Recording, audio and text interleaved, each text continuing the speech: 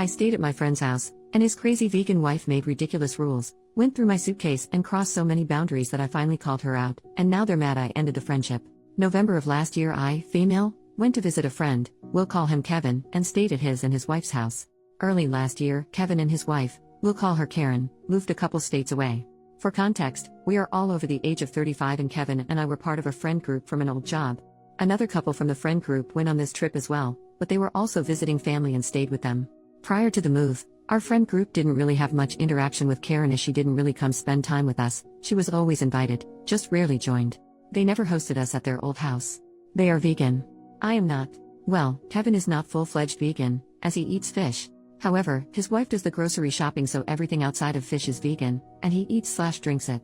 He buys his own fish and has a mini kitchen to prep his own meals away from hers. For even more context, Karen is not a vegan for health reasons.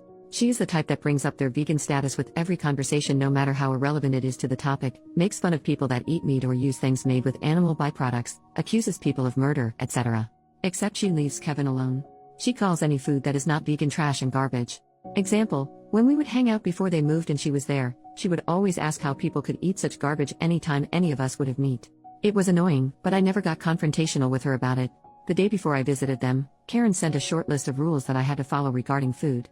One of those rules was that I couldn't store any non-vegan food items in either kitchen. I did ask if I could bring milk, and she agreed, but I had to keep it in the fish fridge.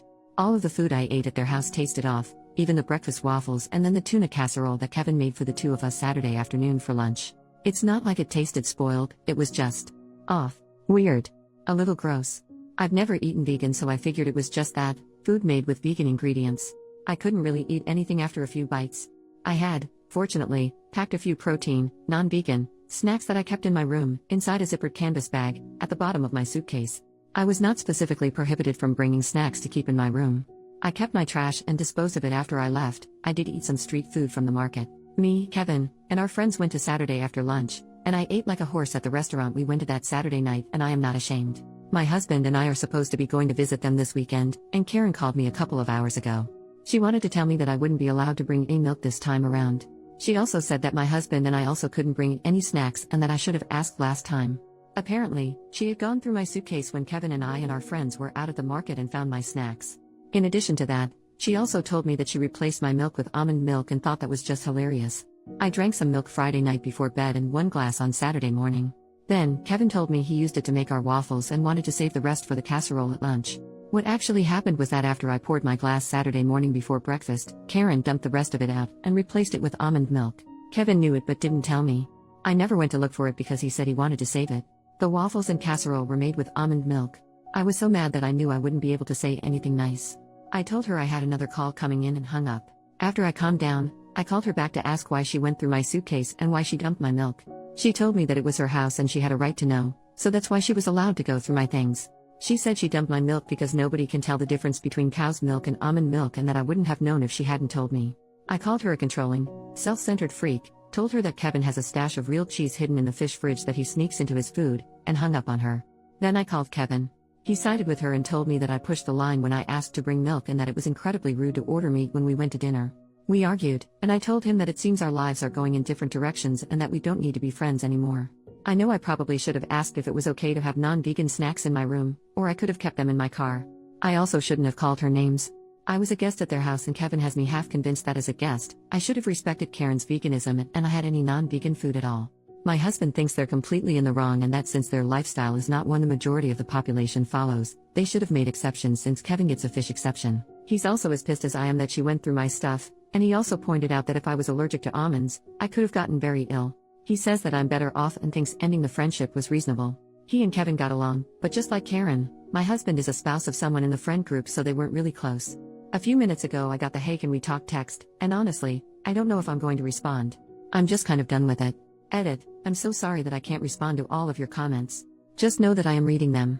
I'm calling Kevin on my lunch break today and will post an update after since so many people have asked for one.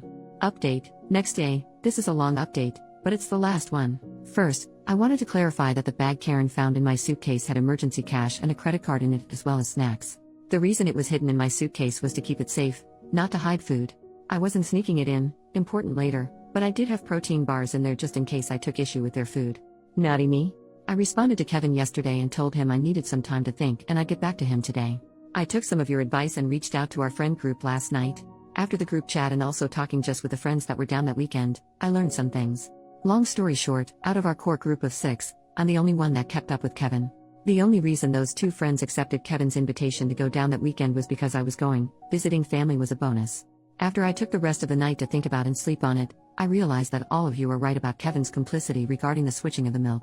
I didn't pay as much attention as I should have because I was so focused on the fact that Karen switched the milk to begin with. I also realized he had never actually said anything in response to my telling him that Karen confessed to going through my stuff when I called him yesterday.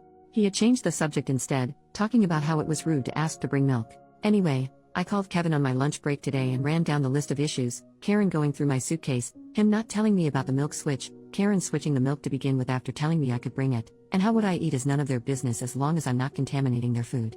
Basically, he told me the only thing he would apologize for was saying that it was rude to order non-vegan food at the restaurant. He said that since they had plenty of food in the house for me to eat, he didn't have to apologize for anything else. Apparently Karen had told him not to tell me about the milk switch because she was trying to prove that I couldn't tell the difference between vegan and non-vegan food, essentially the same thing she said to me yesterday.